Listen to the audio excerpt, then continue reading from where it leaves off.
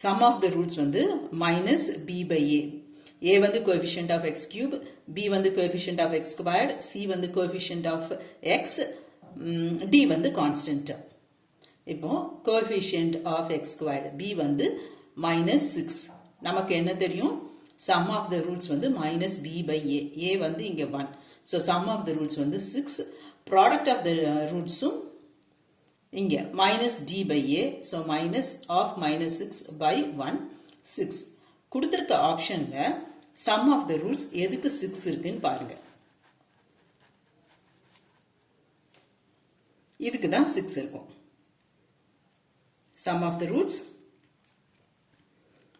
இது எல்லாத்தையும் add பண்ணணும். Product of the roots இதை multiply பண்ணணும். So 6.